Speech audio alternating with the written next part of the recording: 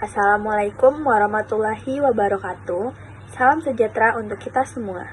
Puji syukur kehadirat Allah Subhanahu wa Ta'ala yang masih memberikan kita kesehatan dan kesempatan sehingga kita masih dapat menyaksikan video ini. Yang terhormat, Ibu Dewi Febriani, SEMSI selaku dosen pengampu mata kuliah Hukum Bisnis dan Regulasi, dan teman-teman sekalian. Perkenalkan, saya Diva Ananda Ragli selaku moderator dalam forum diskusi organisasi bisnis. Adapun anggota saya yaitu Dinisa Devindaru. Baiklah, langsung saja kita lanjut ke penyampaian materi.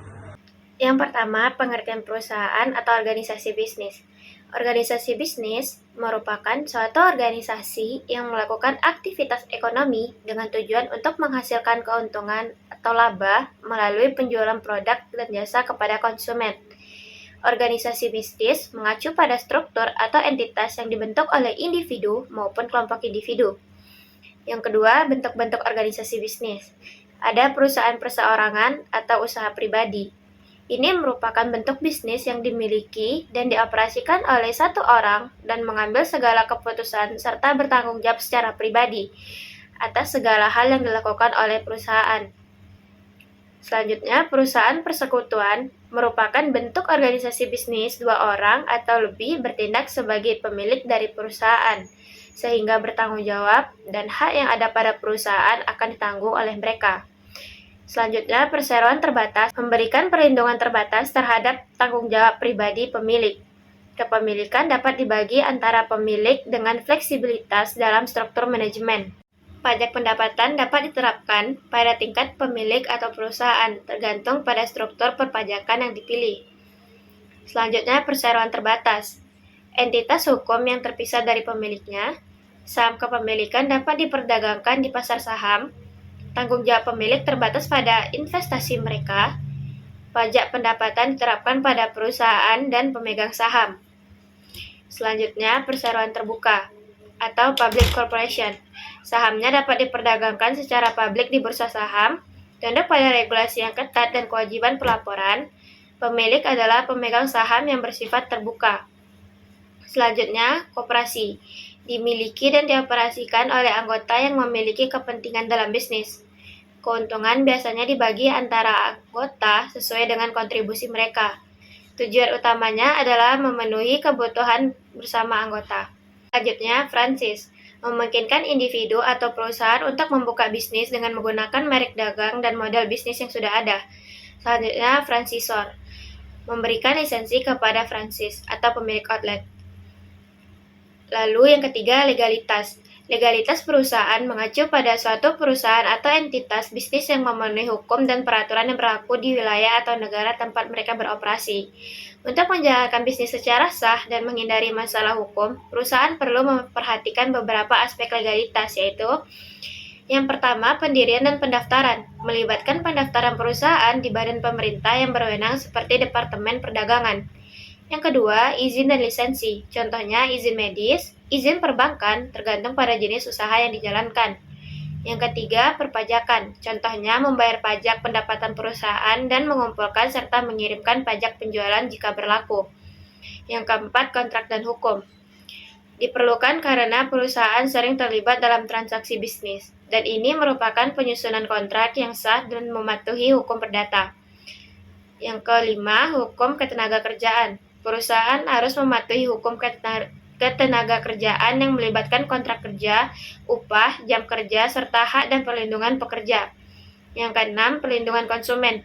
Jika perusahaan berhubungan dengan konsumen, mereka harus mematuhi perlindungan konsumen yang berlaku untuk memastikan produk atau layanan mereka memenuhi standar dan regulasi yang benar. Yang ketujuh, hukum lingkungan. Bisnis yang berdampak pada lingkungan perlu mematuhi hukum lingkungan yang berlaku dan menjaga praktik bisnis yang berkelanjutan. Yang kedelapan, hukum properti intelektual. Perlindungan terhadap merek dagang, hak cipta, dan hak paten sangat penting, terutama dalam industri kreatif dan teknologi. Yang kesembilan, kepatuhan dan pelaporan. Perusahaan sering harus melaporkan data ke berbagai lembaga pemerintahan atau regulatif sesuai dengan hukum yang berlaku. Materi selanjutnya adalah dokumen-dokumen yang wajib dimiliki.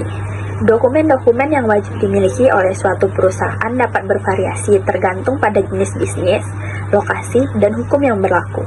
Namun ada beberapa jenis dokumen yang harus dimiliki oleh setiap perusahaan. Berikut adalah beberapa dokumen yang umumnya diwajibkan. Yang pertama ada akta pendirian dari perusahaan tersebut.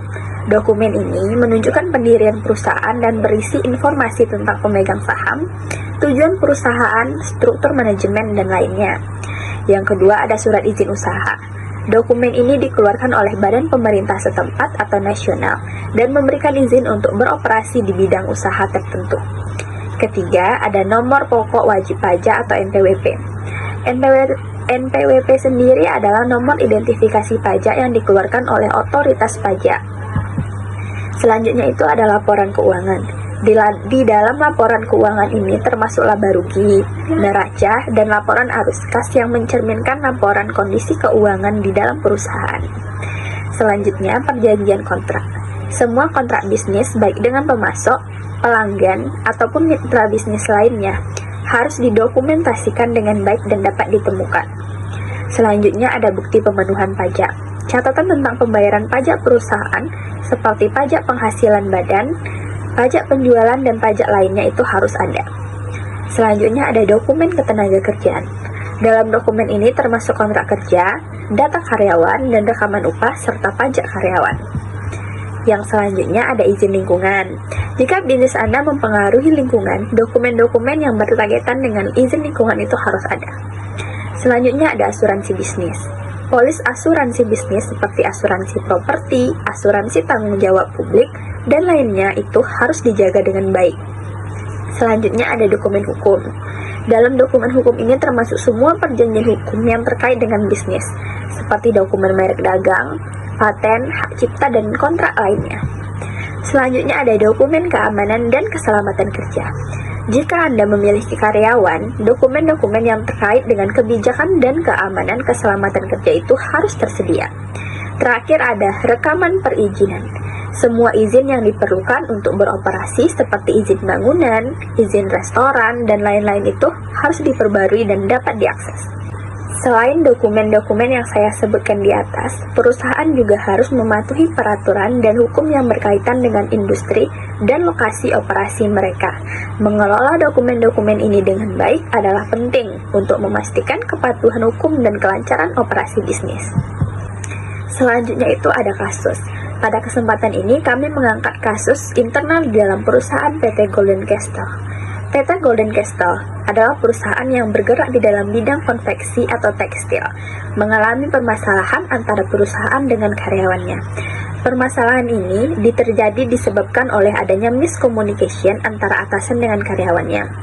Adanya perubahan kebijakan dalam perusahaan mengenai perhitungan gaji atau upah kerja karyawan. Namun, pihak perusahaan belum memberitahukan kepada karyawannya, sehingga karyawan merasa diperlakukan semena-mena oleh pihak perusahaan. Para karyawan mengambil tindakan yaitu dengan mendemo perusahaan. Namun pada akhirnya, tindakan ini berujung pada PHK besar-besaran yang dilakukan oleh perusahaan tersebut. Sekian presentasi dari kami, semoga apa yang disampaikan bisa bermanfaat untuk kita semua, dan apabila terdapat kekurangan mohon dimaafkan. Saya sudahi, wassalamualaikum warahmatullahi wabarakatuh.